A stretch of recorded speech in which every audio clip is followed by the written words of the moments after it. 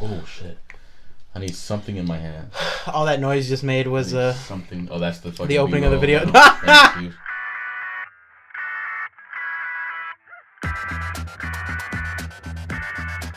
Hey guys, and welcome to episode 34 of Break Time. Yes, I'm Alex. I am Imani. And thank you very much. It is 34, right? Yeah, man. Yeah, because last week was 33. Okay. And Yeah. I don't know why I asked, but I was thinking about it. I was trying to put the numbers together in my head. Yeah, man, it should be 34. I'm pretty sure it's 34. Yeah, man, let's go ahead and check it out. But guys, thank you very much for tuning in to this hot off the presses episode of Break Time. And the reason I say that, go ahead. well, because normally we film the show like 3 or 4 days in advance, and then we let it out. This episode we're literally filming today or tonight. I'm gonna edit it tonight, and y'all are gonna be seeing it tomorrow. So this episode comes out the oven. Yeah, this episode's gonna come out yourself. like, what time is it right now? 7:16. 7:16? Yeah, it's 34. Yeah, 7:16. So this episode is gonna be coming out in less than 24 hours from when we're filming it. So So hot off the presses episode, where we will talk about nothing topical. Right. I have a lot of Damn, we didn't go through any fucking topics. Who cares? We'll get to it. Well, because I want to jump into the conversations we were having. Absolutely. Anyway. Okay. Yeah, absolutely. But guys, really quick, before we jump into the conversations that me and Iman were kind of already having before we started off and catapulted into the podcast, we want to let you guys know, kind of like we talked about, if you are watching us on the video version of the podcast, or it's all one version, but if you're watching the podcast instead of just listening to it, you'll notice I have this very nice official Break Time podcast t-shirt, and me and Iman were very excited about it. We're talking about it. What? Why did you just stop and laugh like that? I don't know, because you looked at me funny. I thought you were going to say some shit. I thought you were going to insult me or something. No, you fucking self-conscious. What the hell?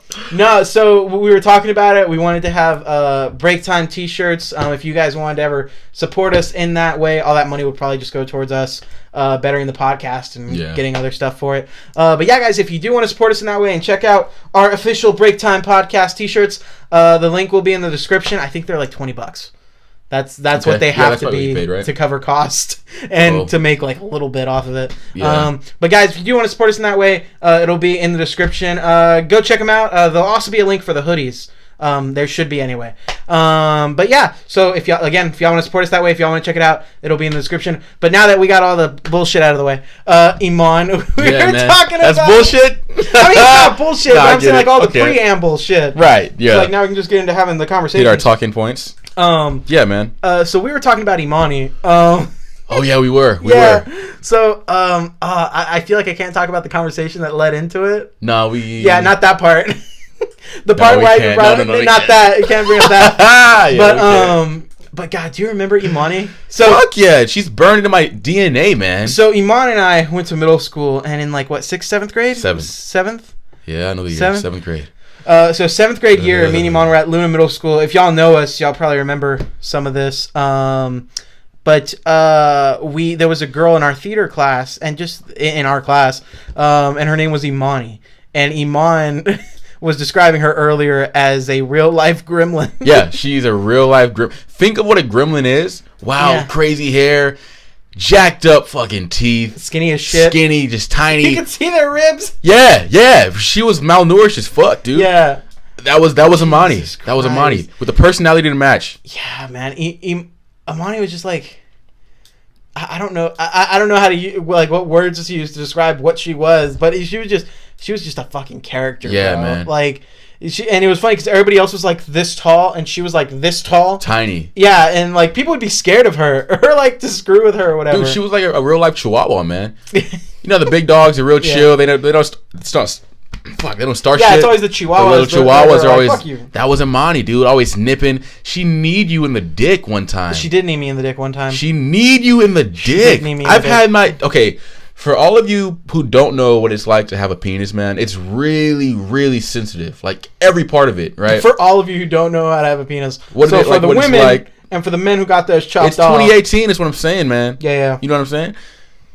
It's really sensitive for no fucking reason. For no reason. I mean, not that it creates life or helps create life. 24/7, it's just really sensitive to the touch, man. You flick it, you're downing somebody. This 100-pound gremlin kneed him in the dick. All her body weight, man. And all her body weight was like 15 pounds. 15 pounds to the scrotum is a lot of weight, man.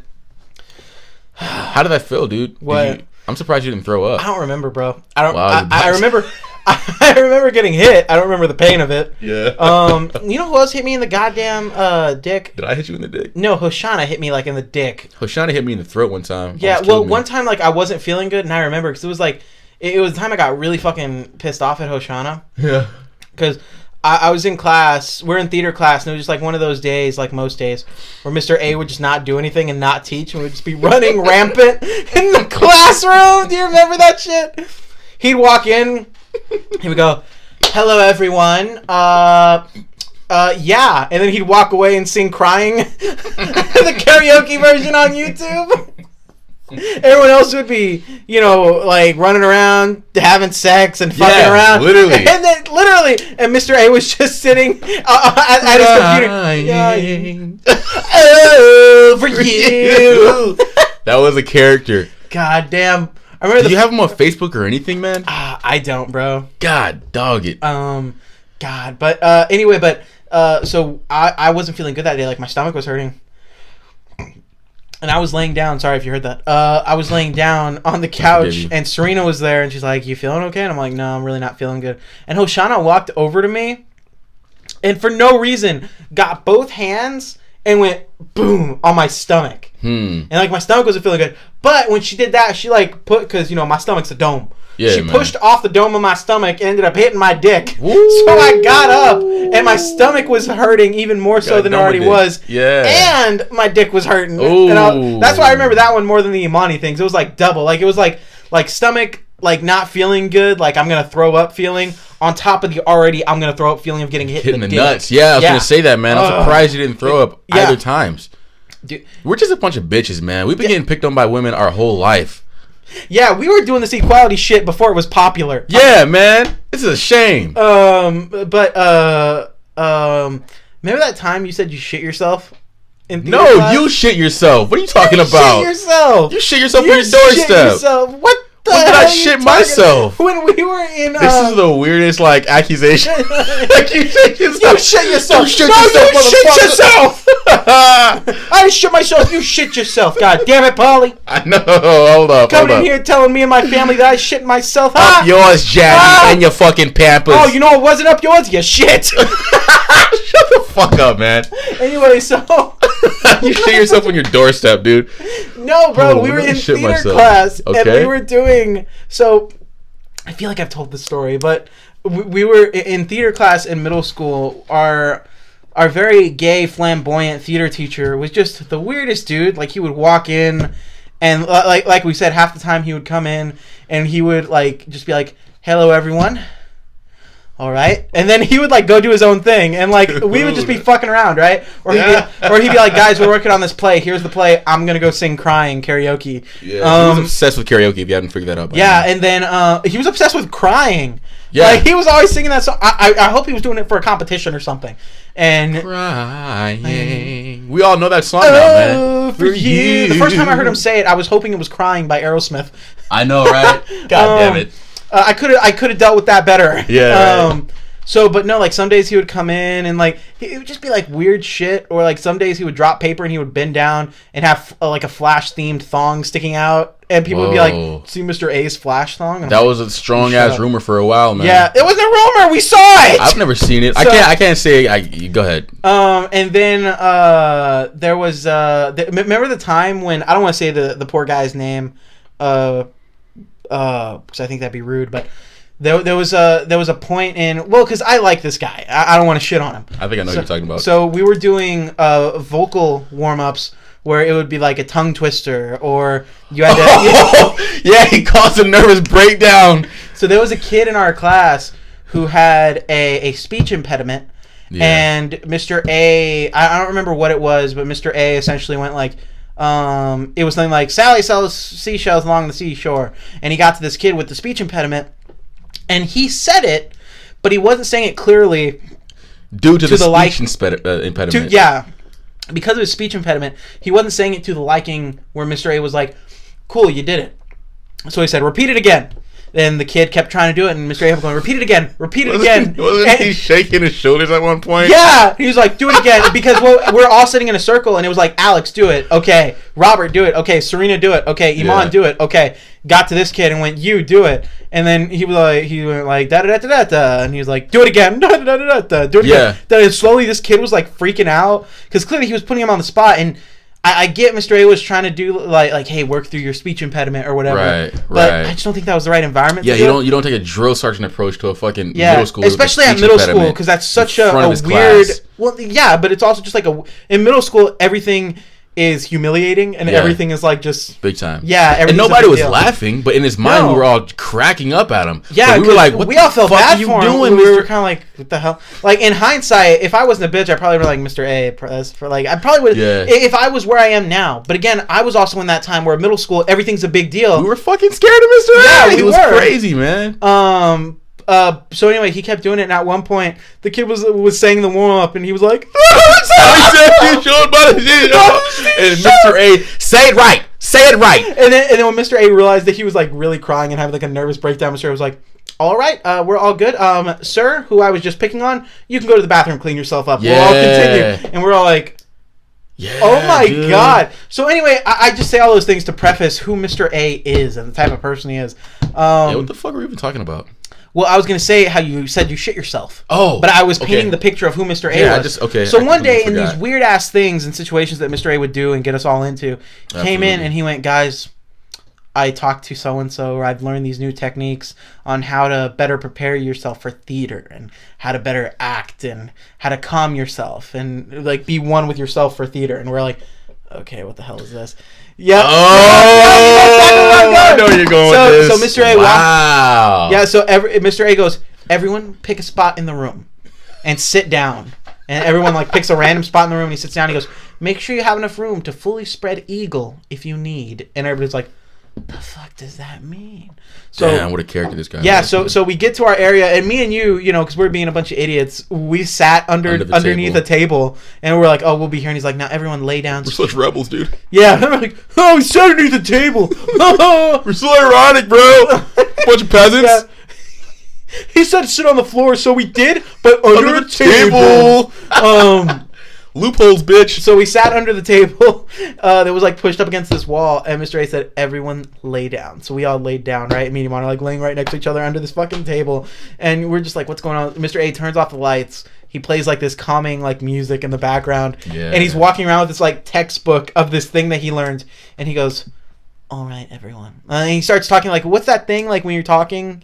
Like, and you're trying to soothe people. It was like guided or hypnosis. No, the like people do it like meditation. Like yoga? It's like a thing. No, but it's like a thing where, like you listen to a tape or whatever, and it's like you are now in the clouds, flying like a bird, like whatever that is. Like self-help type. There's an exact word for it. I just can't remember what it was.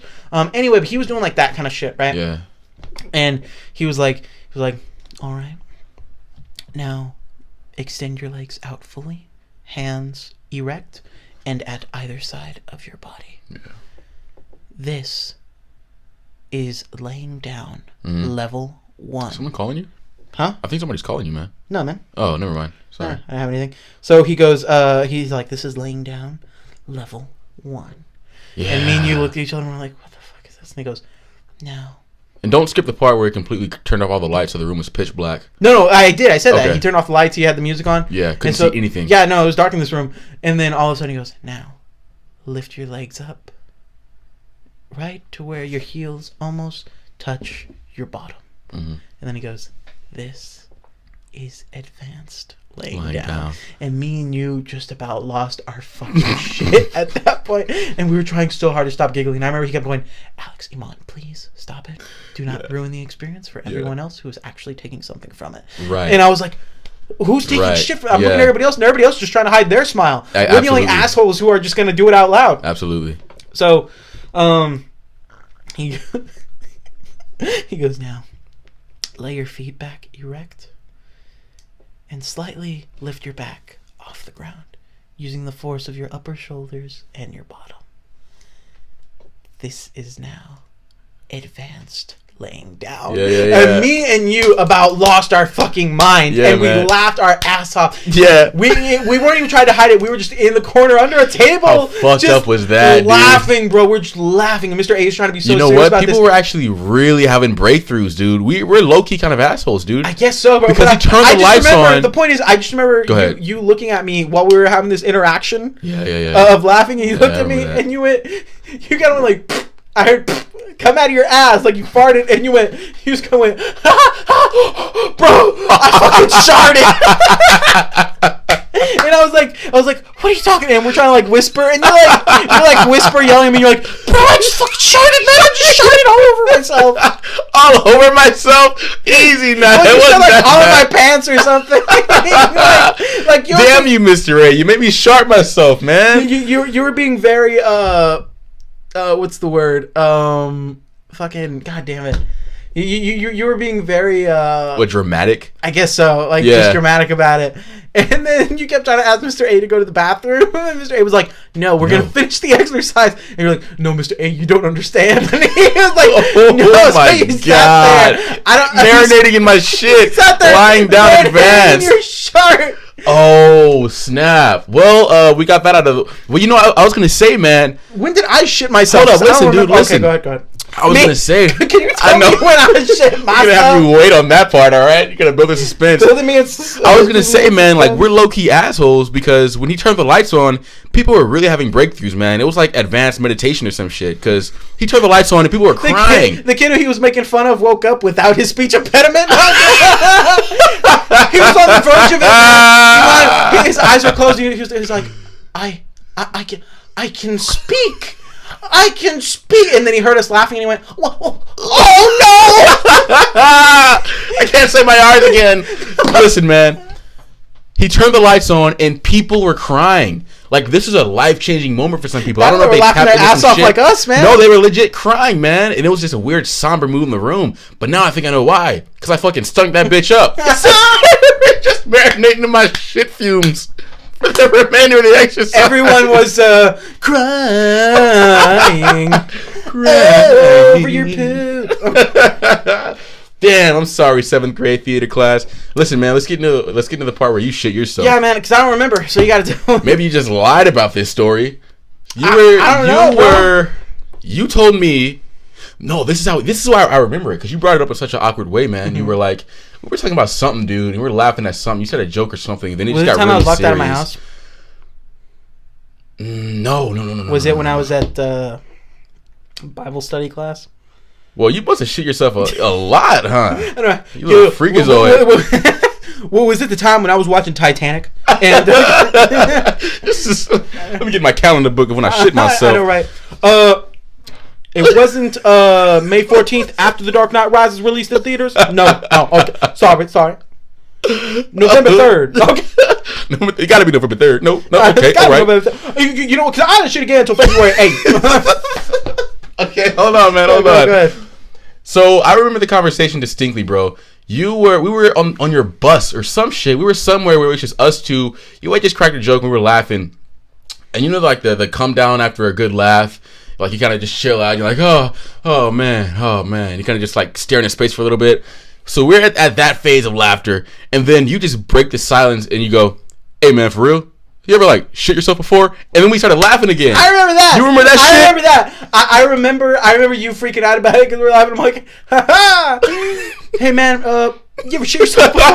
When was that? We were taking a piss. We're in a bathroom in middle school. Oh yes, dude. I'm painting the whole picture. I remember it was after theater. Yeah, I remember we walked because after theater we would always go to that bathroom right there where Caleb tried to kill us with those tack wasps. Yeah, we'll get into that later, man. I'm still getting over my PTSD. So we should have Caleb on, bro. Absolutely, and I'd love to talk about one at a time, but can't handle too much crazy. Well, no, the mic's well, I really want to talk about Caleb and his business that he does. So I was talking to him a little bit about it at your 21st, and it's just super interesting. Anyway, but so we went to that bathroom, and I remember we're sitting there taking a piss, or like we're standing there and we're just talking and we're laughing about something. Like you said, it got real quiet. We both got our dicks in our hands taking a piss, and then I just went, "Yo, for real, man, have you ever shit yourself before?" Yeah, I got like so serious. That was weird. Why? Like I was about to tell you about National Treasure or some shit. I don't know.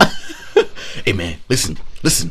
But yeah, so you told me that you were coming home from like band rehearsal or some shit. It was the year prior, and you made it to the house, but you had to shit really bad since you had left band rehearsals after school. It was something. Yeah. You made it to the door, but the door was locked. And yeah, that's family, why I was locked out, and they were taking their sweet ass time. They were taking their sweet ass time, and you sat and had a release on your doorstep.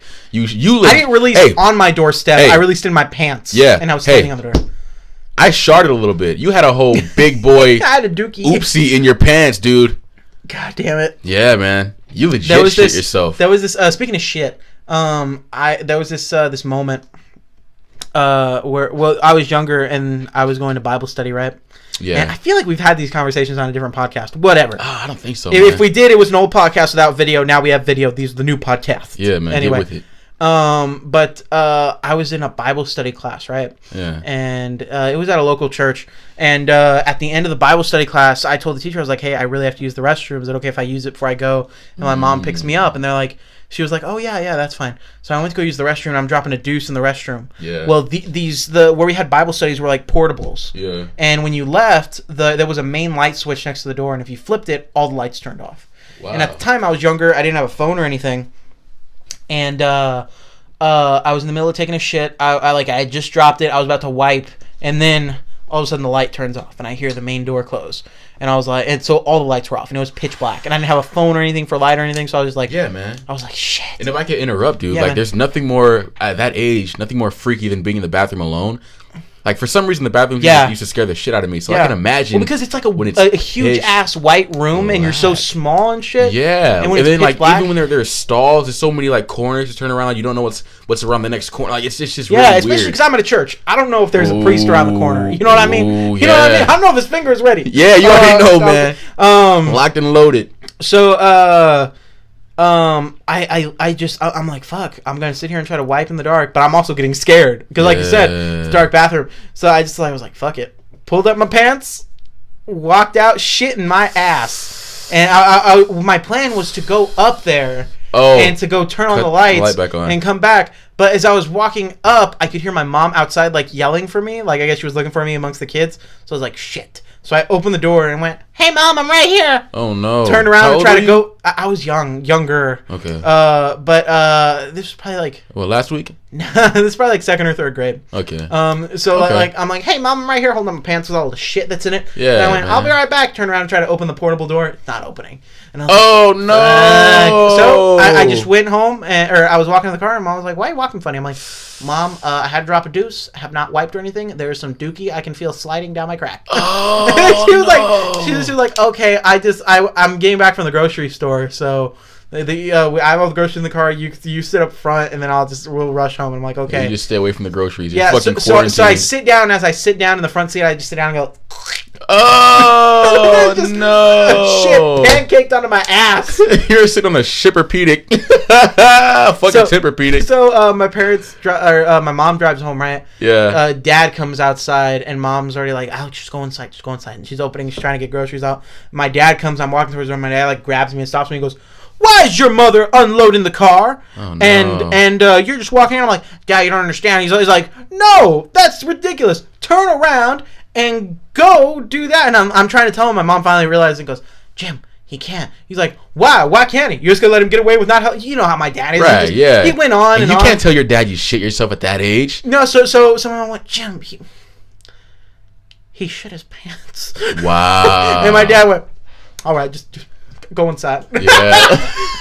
I walked inside, wiped my ass, threw in my underwear, and showered. Damn, dude. I couldn't imagine. Just so defeated. Could not imagine, that was man. Terrible. But yeah. I had a panic attack from a little shark, man. You had a whole dude chilling in your... Damn, bro. That's tough. But speaking of... be a Navy SEAL, man. Speaking of I should be a Navy SEAL. You're gonna walk up. "All right, and why do you think you should be part of our American military? Why should we pick you to be a SEAL?" "Well, you see, sir, I've been a firefighter for years. Pulled several people out of danger. I'm not afraid of doing what's necessary. All righty? Well, I'll get back to you, son. We got to see if you've got what it takes. You, sir, I'm not afraid to rush into situations, sir, and help those in need. All right, we'll get back to you. And you, I once drove home with a full shit." In my ass. Oh, shit. Rodriguez, Johns, you get out of here. You, Chavez, let's go. Me. In the helicopter. We'll get you some new shorts on the way. Damn, dude. You did that shit, man. I literally did shit. I know. So, but speaking of shit. Yeah, enough shit talk, bro. I wanted to bring it up real quick. Go ahead, man. Because you were saying you didn't know if you wanted to talk about it. Oh. But the hanging with Lois Henry's thing? Yeah. So, guys, for those of you who don't know, if you've ever been hit by a company car, truck, vehicle, or bus. No, I'm kidding. But there is a local lawyer. We talked about this a little bit, like the episode before we had Johan. So what is that, episode 32? Yeah, 32. We talked a little bit about it, but there's a local lawyer here in San Antonio. He operates in other parts of Texas, but he's, I think, based here in San Antonio, right? Yeah, man. Yeah. So his name's Thomas J. Henry, and his family has a... Sorry, I'm not trying to burp into the mic. His family has a TV-style series that is on YouTube. Yeah. So they have a YouTube series, web series, that is like in the style of Keeping Up with the Kardashians. So the last time I brought it up, I just mentioned it to Imani, and Imani was like, nah, you're lying to me. And so that night, right after we're done with the podcast, I showed him the first episode. Mm-hmm. He watched it, and he was like, what is this bullshit? And we'll get into why it's bullshit. Yeah. So I watched the first episode with him, and I'm like, I gotta go, man. 30 minutes, well, not even 30 minutes, probably like an hour later, Iman messages me, and he goes, bro, I just watched the whole first season. Yeah, man, I was shitting on it the whole time, and then an hour later, bro, I just finished it. Well, because the episode's only like 7 to 10 minutes long. Like 8 minutes long, yeah. Okay, yeah, like they're... At the 8-minute mark. They're super short, so you can like get through the whole thing in like, what, an hour? You can sit through easily. So yeah, and between then, and I was like, oh, we'll talk about it next podcast. We didn't, because Johan was on, and you know, Iman wanted to wait for us to talk about it. Yeah, man. But since then, they've released season 2 of it, and they're 2 episodes into season 2. Yep. And so one, I wanted to bring it up because I wanted to kind of give a kind of our thoughts on it, because I think it's something interesting, and also there's really no reviews out there. Yeah. For hanging, it's called Hanging with Lois Henry's. Like, I looked up reviews, like just to see if anybody was shitting on it or whatever. Somebody shit on it, man. Yeah, nobody's shit on it at all. So I'm probably gonna take this clip and put it up just as a Hanging with Lois Henry's review.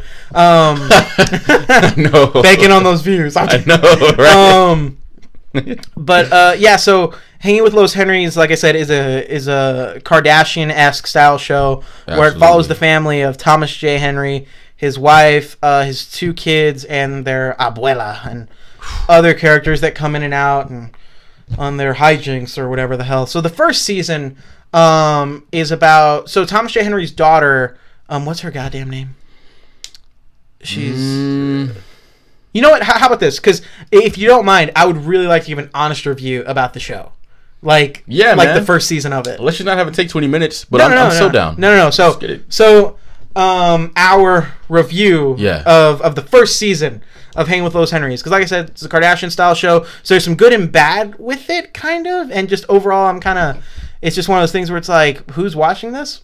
For me anyway. Yeah. But there's clearly a base for it, because it has a lot of views. It's gonna be good, dude. They're gonna be all right. I guess so. Anyway, so to review it, let's kind of break it down into you know, characters and plot, I guess, and all that. But it sounds really stupid. But the first thing I want to talk about is the production value of this show. What did you think about it? Because as you being the one who watched the first season pretty fresh, it's really fucking good, man. Yeah. Do you think it's on the same level as like a Kardashians or a Jersey Shore or any of those reality shows? I mean, absolutely, because I mean, in order to get something like that, you need money. Mm-hmm. The dad is fucking loaded, so you know he's paying for all that, so he can afford the Kardashian level quality. So yeah, he has that. You know what I mean? Mm-hmm. Yeah, I mean, it's a reality show. It's not a Michael Bay movie. You know what I mean? So it's easy to reproduce, especially when you have deep pockets like Daddy Henry. Yeah. So they did it. Yeah, no, the production's really good as far as the cameras, the music, the way they lay it out, the transitions. Right. It very much feels like something I would see on TV. Yeah. Yeah, it's TV quality. Yeah. Like, it's everything's there for it. Yeah. So, to kind of go from production value to I guess, like, the layout of it, like the story of it. So, his daughter... the Thomas J. Henry's daughter a few years back had like one of the biggest parties like in the country or something like that. Yeah, one of the It's like she turned ridiculous expensive party. She turned like 15 or 16 or some shit. I feel like it was I can't remember. It was either her quinceañera or her Sweet 16, and she had like this super like multi-million-dollar party, and Nick Jonas was there, and it was this they whole shut big down thing. downtown San Antonio for yeah, this they party. shut down parts of downtown San Antonio to have this party. Yeah. So that was kind of the legacy where the first season started. It was like, oh, we do these outrageous things. So the whole first season is the son, Thomas J. Henry's son, is turning 18, and they want to have a big party like that for him as well. So the whole first season is kind of based around like leading up to his party and what they're kind of doing for it. Yeah. How did you feel about that? Like, as far as like what the story of it was. We're just giving them free promotion right now. Jesus Christ, dude. No, because like I have a point, but I'm trying to get to what's good about it, or what can kind of be seen as good. So how did I feel about the whole first season and the story of that? And, like what they're trying to get to and what they were trying to do. Dude, the story was great. The story was fucking great. But I feel like, you remember that show, Home Makeover or some shit like that, where it was Ty, the main character, this crazy uppity guy who would take this family with a sob story. My son has cancer and last week broke both of his legs twice. Yeah. Like, they would take like situations like that and say, fine, we're gonna build you guys a new house, and then the iconic move that bus, remember that? Yeah. And it'd be a new house. It's like that, like how hard they're working to satisfy this kid, but there's no sob story from this kid. And there's this kid is just no shit payoff. Yeah, we'll get to that in a second. But so overall, you think the story was good, but it's like there was no payoff. You kind of overall the story was good. Like, you thought there was no weight to it. Right, the person didn't deserve what he was getting, so you're like, well, I should be happy for him, but he's a little fuckface, so I'm not happy for him. Yeah. That's how I felt, man. So we kind of, it. So, but story was good overall. Like, as far as the narrative of it. The narrative was fine. Interesting enough. It was interesting, yeah. It kept me watching. Okay. So we'll go from, we did the production, we did the narrative. Let's go to, like, the people in it, the characters, if you will. Yeah. Because there's definitely some of it where some of it seems like, oh, this could be actually happening, and there's actual camera crew following them. Some of it very much is like, seems rehearsed, and like they did this just to do it. Anyway, so Iman, the characters, or the people in the show, the characters of these people that were following the Henry family. Yeah. So there's Henry, his wife, what is it? Or Thomas, his wife, or Tom, they call him Tom to differentiate. His wife, Azteca, the daughter. Oh, yeah, that's right. The daughter, I don't remember her goddamn name. I'm going to get to why I don't remember her name. We'll call her Bob. Yeah, okay, Bob. And then the son, his name, they call him Thomas. He's Tom Jr., I guess. Oh. And then the abuela, we'll call her the abuela. grandma. Yeah. So what do you think of Tom? Tom, I love Thomas. Which Thomas one? J. Henry. Thomas J. Henry, the dad. The big Don. Yeah. I like him, man. I like him a lot. They definitely play him very respectable in the show. Like, it's very much like... He knows what the fuck he's doing. Yeah, and he's like at trial with most of the shit. Yeah, every time you see this guy, he has his face buried in paperwork, or he's at a trial somewhere. Yeah, or he's doing his charity thing. Yeah. Because he did that in the show. He was the only person in the show who was doing shit where like everybody else was doing this bullshit, and they were like, oh, Tom's working on a multi-million-dollar case, and it's kind of like, oh, well, what exactly goes in? Oh, his son's drinking. Okay, cool. I guess we're not going to see that. Exactly. And then it would be like oh, Tom is gonna go do his turkey giveaway for all folks in need in Texas, and you're like, whoa, that's cool. We see it for like a minute, and then you're like, oh, this is really cool. Tom, what kind of work goes into? Oh, they can't get Migos to the party. Oh, that's right. Exactly. It's always like whatever Tom is doing that actually seems like he's a respectable human being or something. It's like, but now back to the bullshit. Yeah, like that's kind of how I felt about his. It's like his fucking dad was literally feeding the impoverished of Texas. Yeah. But the main focus was we couldn't get Migos to his son's birthday party. Yeah. Like it was really weird, man. But I mean. But to be fair, do you think people would have watched if it was a that. whole episode of that? No. Yeah. Of like him helping people? Yeah. No. Positivity does not pay. No. But yeah, it was really weird. But I don't know, dude. Like the reason I like this show. The reason that I found this show fascinating, the first season. Yeah, exactly. The first, yeah, you gotta get that out. Yeah, it's because you're literally watching what happens when you have the person who has had a crazy ass work ethic their entire life, and they built themselves up to be where they are, and the people who have sort of just been blessed by the other person's hard work. I get what you mean. Like you see like he's the one who did the work to get there. Yeah, and he seems almost appreciative and still hardworking, and everybody else around him is just kind of like they're they're like cool. I'll take your money. Yeah. So going from Thomas J. Henry to his wife Azteca, what did you think of her? At least the way they portrayed her, man. Absolute biatch. She'll make you hate women. Yeah. Her and Abuela will make you hate Really? women. I like the Abuela. Fuck Abuela. They're so like what's the word? Gimme. Oh, there's a sense of entitlement there. There's a I guess sense so. of entitlement there. Yeah, like there's a part in the first episode of the first season where they're trying to just break down that whole scene. Yeah. That shit is comedic. So this is between Thomas J. Henry and his wife Azteca. Thomas J. Henry is sitting in the living room in this first episode, and he's on like his iPad with a bunch of paperwork around him, and it says he's working on his trial, right, that he's at, or that he's currently doing. And his wife walks in and goes, "Hey, your son Tom Jr. wants to borrow the jet so he can go to Mexico to hang out with his friends to get some ideas of the theme for his party." Like, first off, you have to go to Mexico how crazy is that? You know what I mean? To get ideas for like we go to Party City or something. Yeah, be a regular 16-year-old and go like, "Oh man, Great Gatsby or 70s." Right, right. So Thomas J. Henry's doing his work. He's like, "Yeah, no, that's totally fine. Let him go. Let him have fun." And the wife's like, "Okay, cool." And then as she's walking away, he goes, "Oh, hey, can you get me a glass of water?" And then she kind of looks at him and goes like, sure. Do you want me to do anything else for you? Yeah, that's literally like he just slapped her in the face or something. Oh, and I was like, God damn. I was like, he's sitting there doing the work to make the money to pay for this goddamn kid's jet trip. Yeah. And he wanted a glass of water from you. Fucking jet trip to Mexico so he can find a theme for his party. And maybe that's just the way they wanted to portray her, that like diva style. Like maybe that's just the caricature they built for his wife. Because I definitely feel like some of the characters that they are have to be kind of hyper done, no? Yeah. Like they kind of have to be, at least to me, there is definitely, even if, because even us, we probably talk a little different from when we're on camera to when absolutely we're just having a conversation. Because whenever there's a camera rolling, there's definitely a level of performance. Right. Whether it's to the pressure to perform, yeah. Exactly. Whether it's to the extreme or whether it's just to kind of push the extreme parts of your character forward a little bit. So I feel and I hope that that's the Azteca character. Yeah. But like that she's probably similar like that in real life. But I hope that she's pushing those certain things to the extreme for the sake of the show. And it's got to be, man. Nobody is 100% themselves when the camera's on. That's true. I guess it's on a subconscious level. You know, it's like if you were if it was just me and you talking versus if 50 people were to come in this room and watch us talk right now. Yeah. You know, if the camera's on, there's going to be some level of a crowd on you. Yeah. You know what I mean? So you're performing. You're literally performing. Yeah. You know?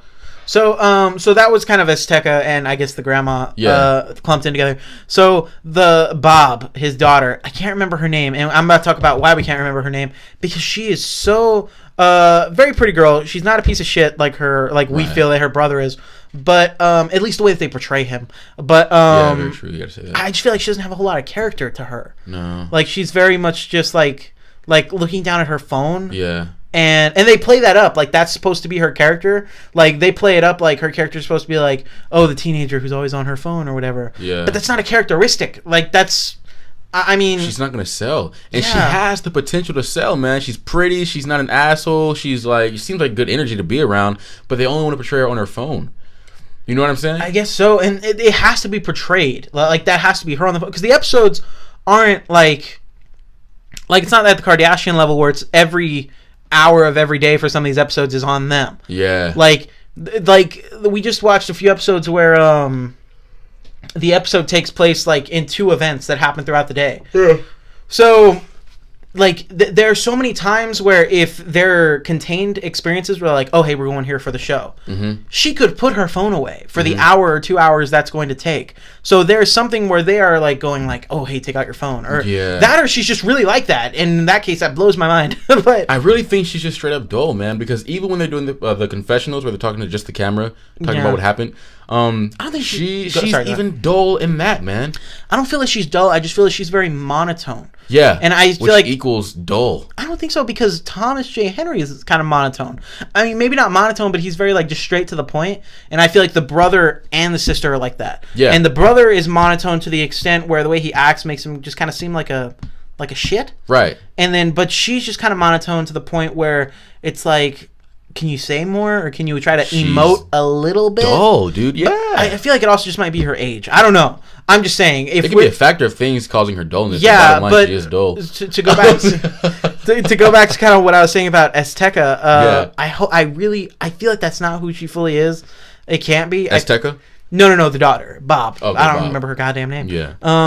But I definitely feel that there's more there, and I think that's just their hyper. How do you say it? They're hyperbolic.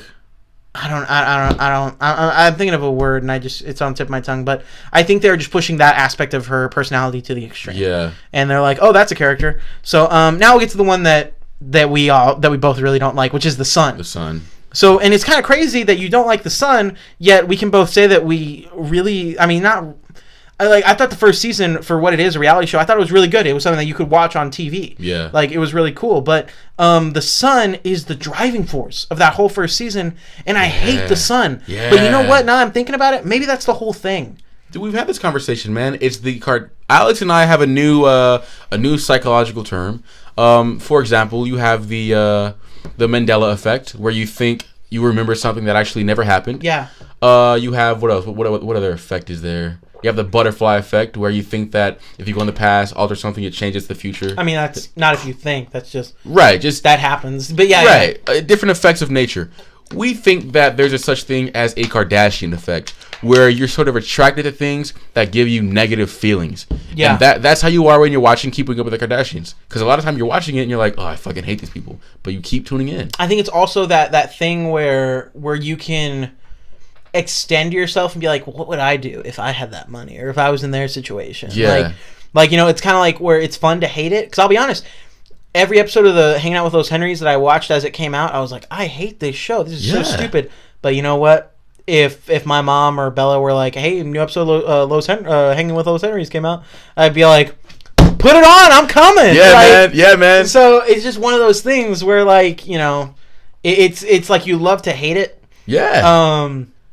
But the son, like I said, or like I was trying to get at, is he's like a little shit. Like seems like he's such a brat about it. It's like a part of his brain.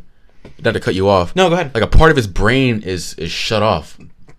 Like, I think what happened, man, and this is like the thing with the whole affluenza case, where like people are affected by their upbringing, to where if they were spoiled their whole life, they're kind of jaded to positivity in life. I think that's how he is, man, because he'll receive the world, but his reaction to be, it's cool, it's whatever. I don't know, whatever. Yeah, like there's a part where they flew a plane to another city. Yeah. Sorry, to go get a souped up sports car. Yeah. For his birthday. God damn, sorry, I'm like hiccuping and shit. So they go to this other city to get this sports car for his birthday, and then he gets it on his birthday. Yeah. And, he gets it, and everyone's like, oh, this is badass. Whatever. First off, he just kind of stands there, and he kind of smiles a little bit, right? And they do the thing where they skip, and, like, where the camera's, like, interview style, like, where he's talking about the situation. Yeah. And he's like, honestly was expecting to get the car. It's cool. Yeah. It's cool.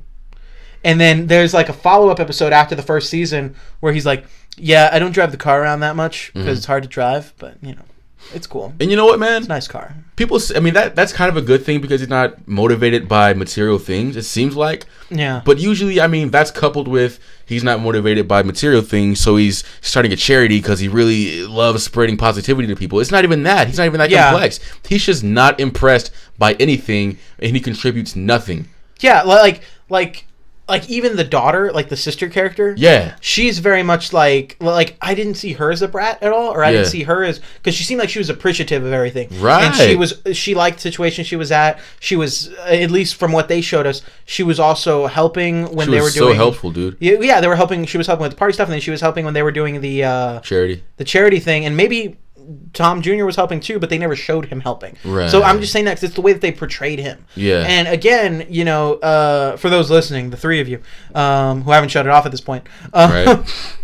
In the show, it's very much you know, I'm not judging these people and saying like, oh, these are shit people. I'm talking about these people as if they were characters, like as if I were reviewing a movie or a TV show, because it is a TV show. You have to. Yeah, like I'm not going to sit here and say like, oh, the son's a piece of shit and he's a terrible person, because I don't know that met the guy, for sure. He's being portrayed a certain way. Yeah, I don't know if the daughter is super monotone or whatever. I don't know if the mom is like a bitch or whatever, you know, or she comes off that way. I don't know if the abuela is a certain way. I don't even know if Thomas J. Henry's the other way. He could be the guy who's kind of an ass, but I don't know. But I'm so just to make it clear, all the things that we are saying about these people are the character that they portray in the show, because to an extent they are a character in this show. So so we kind of covered everything as far as the characters and all that kind of shit. So Eman, overall, if you had to like wrap it up in your pretty little bow in a few sentences, what did you think of the first season of Hanging with Lois Henrys?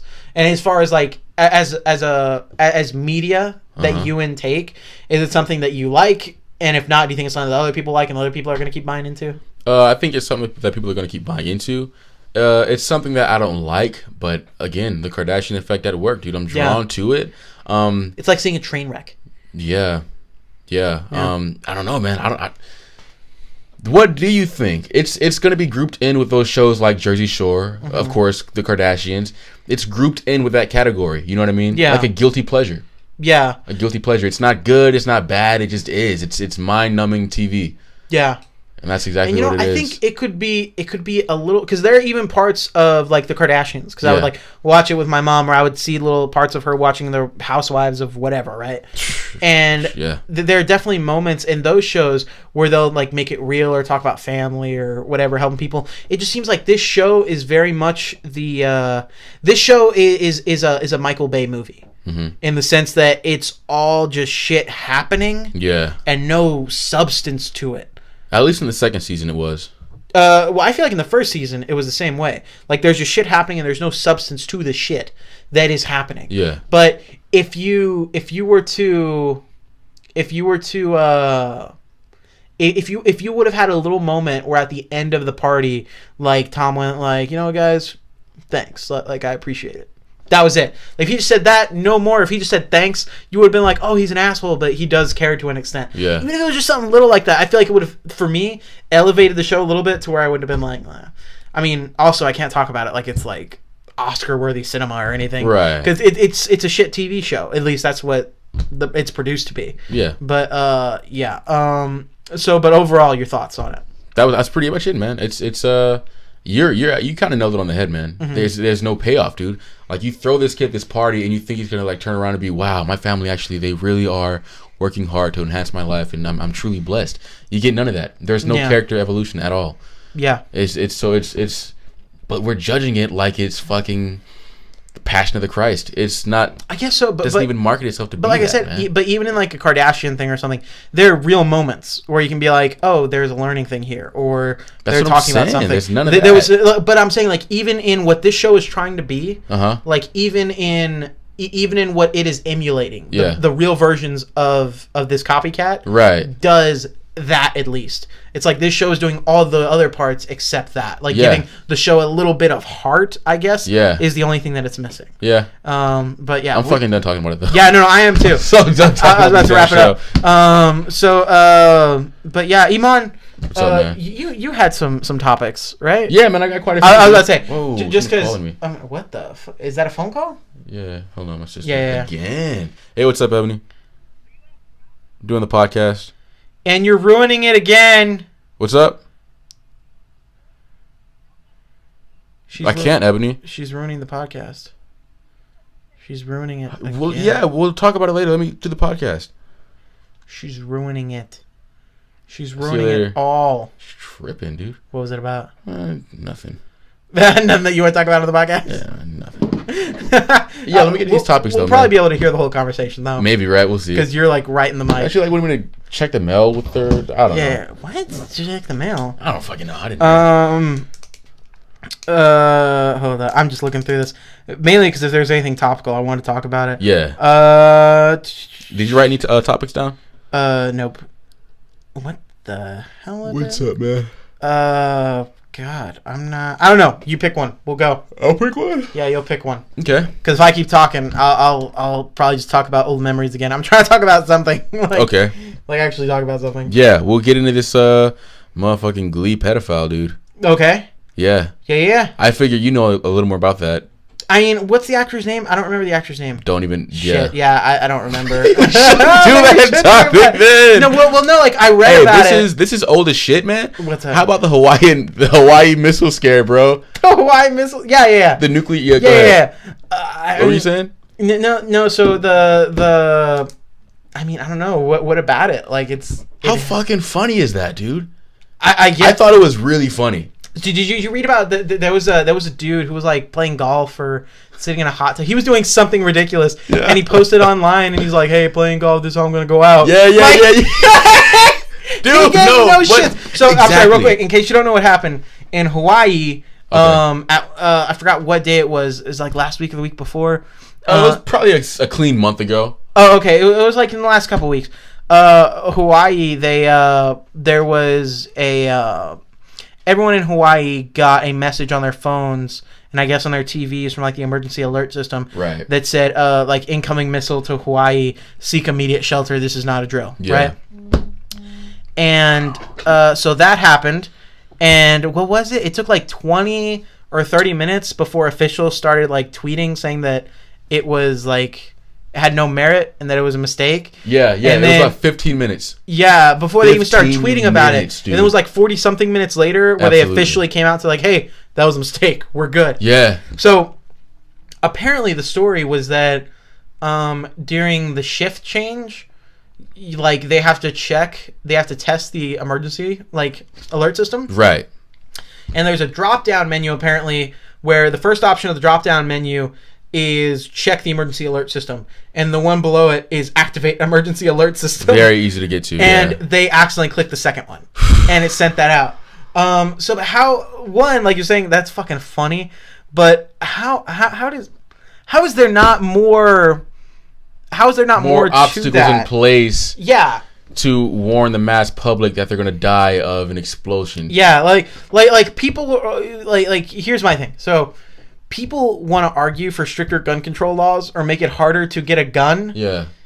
So to me, I think a riot would be more harmful and dangerous than one person being able to get a gun. Yeah. So how is it that it was easier to cause a mass panic than it is to get a gun? Caused a mass panic, dude. Like, oh my god. I know it was only for like 40-something minutes where, people thought they were going to die, but still, man, like how would you react? Like if we got a message right now that was like, oh, incoming missile to Texas. This is not a drill. This is not a drill, yeah. It's crazy, man, because it blows my mind. There are never really too many chances in life where you can look in a person's face and see their reaction to them believing that they're truly going to die. Yeah. That's a reaction you don't see every day in life. But you saw it on the face of every Hawaiian who had a cell phone a month ago. And it's fucking crazy because there are so many people who are like live broadcasting. There are news streams going on where you're seeing these people's live reaction to their impending doom that they believe. You know what I mean? And it's not like, sorry, you have 6 months to live. The cancer is rapid. It's like, hey, motherfucker, we're getting nuked. You know what I mean? Like, it's like via you text got 6 message. Minutes to live. Yes, dude, via text message. It's crazy, dude. Like so surreal. Like I couldn't imagine being in that situation, dude. My thing is how many people were trying to go out with a bang and screwed up in some way. Like how many people in 9 months? How many babies are going to be born in 9 months in Hawaii? Right? Yeah, they really went out with a fucking bang. You know what I mean? Yeah. But also like who's that one dude who was like, oh, I'm going to die. And he called the girl of his dreams and went, I just want to let you know, I've always loved you. There's so many cases that you already know. Right, bro? And then, like, there was that one guy who like, thought he was going to... There was, like, that one weird-ass dude who got everyone into his bunker. And he's like, guys, I'm going to save us all. I'm the hero. And then they went, oh, it's fake. And he pulled a 10 Cloverfield Lane and went, no, it's real. Blocking the door. I swear to God, it's real. No. We have to stay. You want me to get the acid bucket? Yeah, man. The acid bucket. Fucking that movie. But the aliens are coming. Look outside. You can see a dead pig. No, stop spoiling the movie for everybody. But I said a dead pig. Yeah, man. That's fucking crazy. Yeah, I don't know. How do you think you truly would react if the U.S. military texted you and said, "Hey, man, it's probably a bad time, but fuck it, hey, we get nuked." How do you think you'd react? God damn. In your heart of hearts, man, all ego aside, what do you think you would do? Like if I thought I was gonna die. Right. Yeah, we're right here. Boom. You get the text message. What do? I'd probably just try to drive wherever Serena was and just be with Serena. Like, that's honestly what I would do. The funny part is, Serena lives past your house, so you drive past your fucking house with your family and everything. Not even look in that fucking direction. Just keep going. I'd be like, Isaac's over there. Screw Isaac. You drive past your house. I'm coming, baby. Yeah, no, but I think that's what I would do. Like if I was in, if it was like I could get there in time, I would be like, yeah, I'm just gonna try to drive there, or I would just die trying to get there, or whatever. Get Serena or die trying. But yeah, I think I would just go and try to be with her wherever she was, and then I'd just be like, all right, that's wild. we're dying. So I can't think of anything else as fuck. Yeah. I would do. Yeah, like, that's a tough question. I don't know what else I would do. What would you do, dude? Would you come find me? Crank up the U-porn, and I don't know. My family's here. Iman goes, find you the one thing I've never done. Pulls up YouPorn. Just looks midget. Just sits there. Fucking midget porn. No, man. I don't know, dude. My family's all over the place. Yeah. My brother lives on the other side of town. Mom lives in Houston. Yeah. Emery's God knows where. Fucking 3-year-old running the streets. My dad's downstairs. I guess I'd enjoy my last days with my dad. That sounds cool. I was about to say something so bad. Never mind. Yeah, let's go ahead. Yeah, I'm not gonna say nothing. Yeah, man. I don't know. Yeah, that's a fucking tough question. You wouldn't call me at least? Bitch, you'd be right here. You'd be like, what? You'd be right here. What do you mean I'd be right here? The question was if you got the text message right now that we're all gonna die. Right now, like in this moment. Yeah, man. I thought you meant like if it was just like in the middle of the day somewhere. No, I had plenty of time to get to Serena. Yeah. Yeah, you'd be straight, man. Yeah, no, I'd be good. Yeah. Okay, that makes the question a lot easier, huh? Yeah. Because my thing was like, what if I'm at work? What if I'm on the other side of town and shit? What the fuck do I do? Because traffic would get packed immediately because people would be trying to get out of the city. So you probably still wouldn't make it to Serena's, dude. Yeah, bro. I thought it was somewhere else. Oh, you mean like from here? Right, from here. I'd probably just fucking run or some shit. Yeah, I was gonna say. I don't know. I could probably, or at this point, like, if I'm gonna die, I don't give a shit about my car. I'm just gonna drive through the fucking construction. Yeah. I don't care. But that or I'll just like GTA some shit and like stab somebody in the back who's on a bike and just steal their motorcycle. And then when I crash, because I don't know how to ride a motorcycle, it would be pandemonium. Yeah. Wait, what about the guy on the golf course? What was he doing? What guy? Oh, it's like a dude on a golf course. I can't remember if it was Snapchat, Facebook, or what social media, but he was like on a golf course or some shit. Yeah. And he was like, all right, guys, playing golf, 18th hole, gonna go out like this, just enjoy my life. So it was like, I don't, no, you're good. I don't remember verbatim what happened. We'll look it up after the podcast, but I just remember I was like, God, what a beast. Yeah. Like this dude went like, fuck it. But also, what a sad man. I was about to say, what a sad guy that is, where he didn't have any family. He didn't want to try to go anywhere. He was like, whatever. Golfing is usually a social sport. There's no one on the course with him. He had no friends to go golfing. I did. I saw it. I saw it. Yeah, man. I guess not. I don't remember too well. I just remember seeing him and being like, that's fucking amazing. That is not life goals, bro. But then how about this fucking Tide Pod challenge, man? The Tide Pod challenge. Are we doing that on the podcast, dude? Are we doing that live? I mean, yeah. Cool, that's the vitamin of the week. Yeah. Tide Pod of the week. Yeah. Nah. This new lavender scent. I don't know, man. That's just one of those things where I'm kind of just like, let them do it. Yeah. It's natural selection at work. Yeah, I'm just like, whatever. Yeah. Why are we sheltering the public like this, dude? What do you mean? Like, why do we fucking shelter? I don't know, man. It's crazy. Like, we don't... Okay, it makes sense. But there's no level of natural selection at all when it comes to humanity. You know what I mean? Why are we so quick to save people? We'll put so much money into saving people who don't want to save themselves. You know what I mean? That's true, yeah. Like, it's really... I don't know, man. It's kind of frustrating, but on the other hand, you couldn't just fucking... You know what I mean? That's true. I mean, it's like that with a lot of stuff, man. And, you know, I think about it. I've thought about that a lot because, especially, you know, in the past or even now, you know, when we do stuff with the champions and we've gone to shelters or help put in money to stuff and all that. Like, I'll think about it a lot. Like, people put in money to the Salvation Army a lot, or to the homeless shelters, or to the to the kids, right? But like, it's kind of like just putting money into a cycle. Yeah. And it's because all that happens, like a children's shelter, for example, we're going to go there, talk to kids, maybe give them comics and stuff to distract them for a little bit, right? Right. But what have we done, really? I mean, like the way I always saw it, it was like, oh, we're, and I still see it this way, is that like, oh, we're distracting them for this little bit because they're dealing with this, so they can be a kid for a little bit and then not have to deal with the situation. But eventually they're going to have to deal with that situation. Right. And then another set of kids is going to come in. We're going to go do that again, or somebody else is going to come do that again.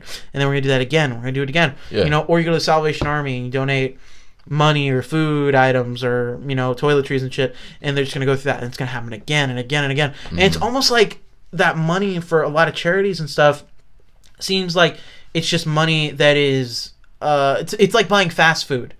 Absolutely. Where you're like, oh, I'm hungry, and now I'm not hungry anymore. Yeah. You're gonna be hungry again in like a couple hours. Right. You know, so you're gonna go, I'm good. You know, it's a little different if you go to the store and you drop maybe a little bit more money and then you're good for the week. Right. You know what I mean? I mean, but to me, it's just always one of those things where it's like you're gonna put resources into something, and that something is just gonna full circle. You know what I mean? Yeah. It's like playing tetherball. You're just always hitting that ball. It's gonna come back around, hit the ball again. It's gonna come back around. You're gonna hit that ball again. It's gonna come back around. You're gonna hit it again, and then eventually the ball is gonna finally swing around the whole pole, and it's gonna stop for a second. And you're gonna be like, "Oh, I did it! I fixed it!" And then it comes back the other way, and it just ow, and then again, you know. I mean, that's kind of because the whole point is that you brought up like us putting in money, like, you know, Tide coming out and saying like, hey, don't eat these. Us, you know, putting money into trying to educate people on not eating these things and running advertisements and all this bullshit. Not eating Tide Pods. Yeah, but it's just like whatever. Yeah. It's, I mean, yeah, it's one of those things where it's like, okay, but at the same time, there's also an argument for like, what about the impressionable kids who are seeing like big YouTubers or big social media people on their platform going like, oh, I'm gonna try this, and then the kids are gonna try it, and they're ignorant. Hey man, you know how I feel about that shit, dog. Fuck the kids, because we were kids once, dude. We're speaking from experience. Yeah, I say, okay, fuck those kids. Yeah, because we were kids, and we would never, ever do some shit like that, man. That's true, bro. Because we saw a YouTuber do it. Yeah, man. You know what I mean? Yeah. Like that's just early natural selection, man. I say the earlier the better.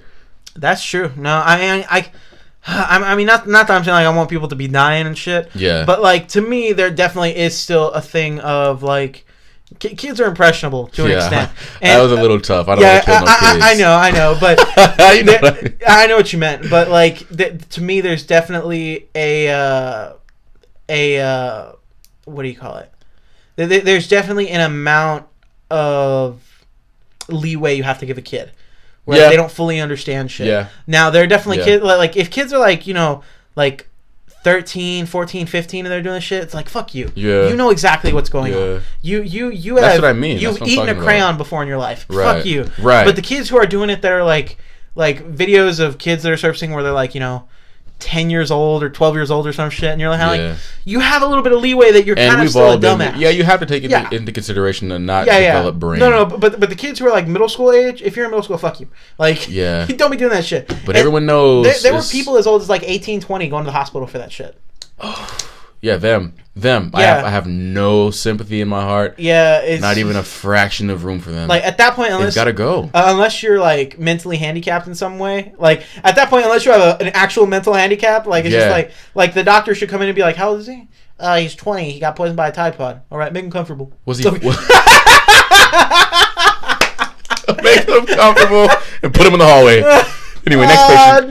No, fuck, dude. It's ridiculous because you're wasting time. That doctor could be operating on somebody with fucking cancer, but instead he's giving you a stomach pump because you decided to ingest Tide Pods. That's true. You're fucking with these important people's times over your dumbass antics. There's some poor kid in the waiting room whose family can't afford to get him an inhaler, who's dying of an asthma attack, and then you're in this back. You're in the back pumping with like 3 other doctors or nurses. Pumping this kid's stomach because he ate a goddamn Tide Pod. You know what I mean? Oh my god! And these people that are fucking idiots, these people that are idiots, you got to think of it as time. Yeah, time is a commodity. You can't invest it everywhere at once. Yeah. It has to go to this one thing at one particular time. Mm-hmm. So like I don't know, man. These dumbasses. They're the type to like fucking. I like how I'm on these dummies. Excuse me. These dumbasses. Excuse my French. Way around. Excuse my French. A little too PG. Saying dummies. No, but I mean, these guys, they're the guys who were constantly injured. Mm-hmm. They're the ones who were constantly in the hospital. So a lot of their time is focused on, like, by doctors. A lot of the doctors' time was put into these guys. So it almost seems like we're more willing to nurture the dumbasses in our society than the people who legitimately just fall into hard times and fucking get into a car crash or something. Yeah. You know what I mean? Yeah. It's weird. We're babysitting fucking idiots, dude. We're babysitting idiots, man. Yeah. If anything, there should just be a one day at HEB, like, or at all Walmarts in America, just like free Tide Pods for a day. Just yeah. Just get it going. Yeah, man. And God damn. And they'll be weeded out. What time we at, bro? We're at just over an hour. Probably end it here in a minute. Okay. But yeah. So, yeah, we'll pitch it to Walmart tomorrow. Yeah, absolutely. Like, just make Tide Pods free for a day. Absolutely, like, man. I mean, fuck, dude. It's only going to be a growing problem. Yeah. Do you believe in any kind of... It's going to get really dark in here, bro. What's up? Do you believe in any kind of population control at all? Me? Right. No, I don't. Yeah. I mean, like... there's no way to have population control without taking away people's rights. So that's the only reason that I'm like, no, there's no such thing. We can't do it. The only thing... Because if the whole country is based off freedom, then we can't be like, oh, you're free here. But you can't have this many kids, or we're gonna do this, or get snipped, or whatever. You know, like. Yeah. I don't mean population control in that sense where everyone's getting neutered and shit. Yeah. I mean just certain things that would deter one from having a gang of kids, right? Like maybe after your third child, you have to start paying heavy ass taxes like per kid, or so. You know what I mean? Just certain things that would really deter people from having a kid. Maybe, man. I don't know. Because, on one vein, I'm like, well, we can't take away people's freedom. They should do whatever. Right. But at the same time, there's some people who have, like 12 kids and don't take care of any of them.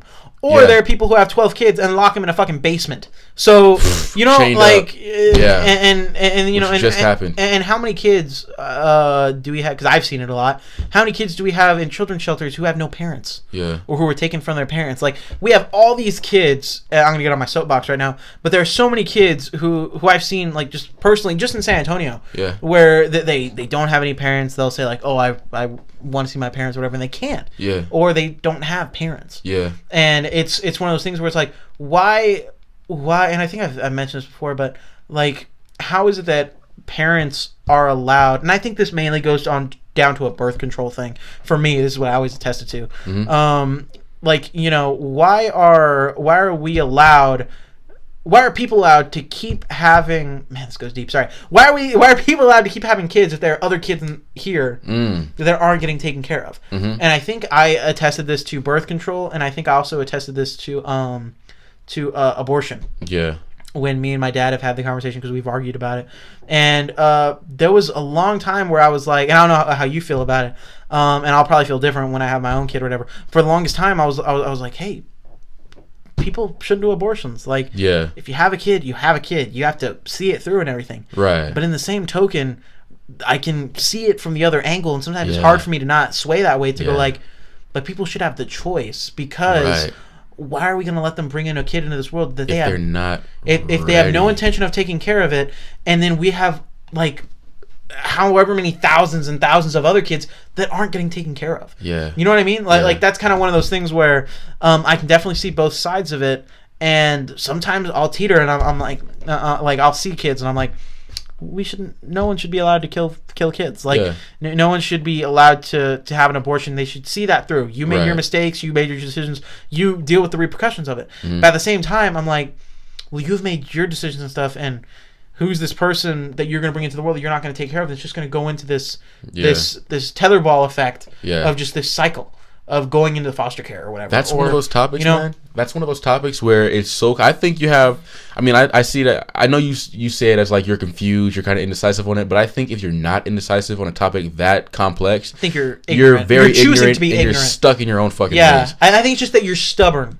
Right. And I think that you go from ignorant to just kind of being stupid. Right. Because you're being willfully ignorant. To me, it's one of those things where some people's right is other people's wrong, and vice versa. Yeah. And that's just gonna be a thing. Abortion is one of those situations where you can't please everybody. Not everybody's gonna be happy, and everyone has different situations. Mm-hmm. Same thing with gun control. The same thing with marijuana. Like, it's one of those topics where there's no, for me anyway, I don't see a solution. There is no subjectively right thing to do. Right. You know what I mean? Right. So in this complex topic, man, there's no right, there's no wrong, and it's not a black and white issue. But you can always look at it, and based on your life experience, based on people you know, you can always detract what makes more sense. So in that whole complex situation, what makes sense to you? Not saying what's right, not saying what's wrong, but what to you makes sense? What makes sense? Like, what makes sense, like, on paper, like statistically, is to let people have abortions. To just let it happen. Yeah. And people can decide. Right. Statistically, on paper. Yeah. That is what should happen if you're just talking about the X's and O's of it all. Yeah. Or, I'm sorry, the ones and zeros of it all. Yeah. But, you know, if you're going to add in your human part of it, it's very much like you don't kill anybody. You know what I mean? Again, because it's to me the issue of this is the same exact issue, just slightly different than the death penalty argument. If we should or shouldn't have the death penalty. It's the same thing to me. Same exact thing. And again, you're playing God. Yeah, and it's one of those things where it's like there's no right answer to it. And you know, there are a lot of things that it's hard to say, like, this is good or this is bad. Like, there are some things that are just truths, like that rain comes from the sky, that what do you call it? That your heart can hurt if someone dies, or if someone breaks your heart or some shit, you know, that you feel pain if you get hit, or that, you know, I don't know, but like stealing might be different to some people, you know, you know, I'm kind of just going off on a rant, but essentially there are some things that we can all agree, like, this is the thing. Yeah. Like, this is subjectively what this is. But there are also, to me, there are very few things where you can say this is right and this is wrong. Because some people's right is mad subjective. Yeah. Right? It's mad subjective. But listen, man. That's why law, I think, is so fucking crazy. Well, I want to get into my side of the whole abortion thing. Go ahead. Like, what makes sense to me. Dude, I think we sort of I think in a lot of people's minds, right, a lot of Southern folk especially, who have a very strong following in Christ, I think right below Christ is government and what you allow to control and operate your life. You know what I mean? The morals you run on. It's the commandments and the law, right? But that shouldn't be the case. Government is not a governing body over a person's everyday choices, right? It's just a governing body to ensure that the country is safe and that we don't fucking go into a place of chaos, right? So they should not have the control that they do have over us. You know what I mean? It's sort of there for checks and balances in a certain way, but free will should definitely be alive and well in America. So I think that, it's going to sound weird, but I think that we should govern people when it comes to gun control, abortion, the death penalty. We should govern the U.S. people like Will Smith raises his kids, right? So pretty much Will Smith was on the Oprah, saying how he raised his kids in this crazy-ass Hollywood world where they could have fucking lost their mind, and how he raised such good kids. And he was saying how when they're born, they have freedom to do whatever the fuck they want to do.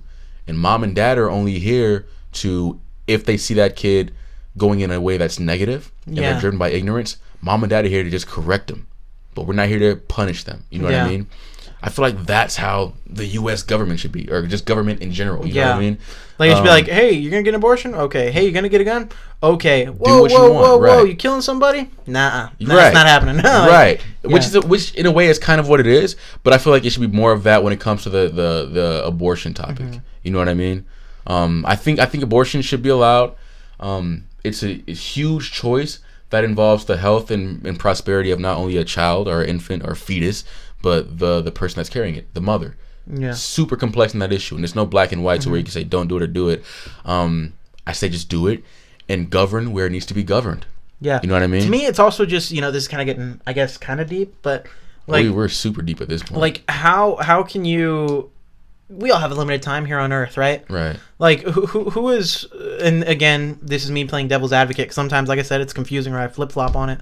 But who are we to be able? Who, the government or whatever? Who is government, state and or federal, to be able to say like, hey, this limited time you have on Earth, you have to spend 20 years of it saving that child or raising that child instead of you deciding to have an abortion or whatever. Like your time is now. We are now taking 20 years of your time. Yeah, absolutely. To handle this. Absolutely. You know, and you're not gonna be here forever. You could die before the 20 years is over, but you have to handle this now. Yeah. You have to handle this now. Also, who are we to tell that kid that, hey, you have to stay with this parent? Yeah. Who gave birth to you? It could be a shitty situation. You have to use 20 years of your formative years to be here. Yeah. To potentially grow into a shit person. Mm-hmm. Because now you're dealing with this person who might not want to be dealing with you. Yeah. You know, I mean, that's kind of how I see it. That's kind of like another crazy thing. Yeah. So, that's a very intense fucking topic, man. One that we might have to visit on another episode. Absolutely. Of Break Time. Absolutely.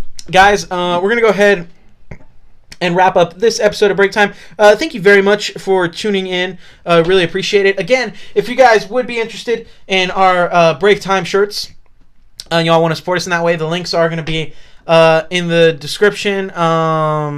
And also, in case for the next video, or just to mention it again, all of our topics, if you want to rehear it or ever look at our shit in the future, all our topics are in the description.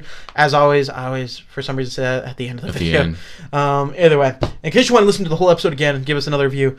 But guys, again, thank you very much. Iman, is there anything you want to tell the good folks before we end out this episode of Break Time? No, not this week, dog. I'm good. You hardly say anything every week. Since 2018, I've been. Yeah, you've been saying shit. Yeah, so why don't you shut the hell up? Yeah, man. I'm kidding. I'm just gonna ignore that. Yeah, I got nothing. Alrighty, guys. Well, thank you very much, and we'll catch you on the next episode of Break Time. Yeah.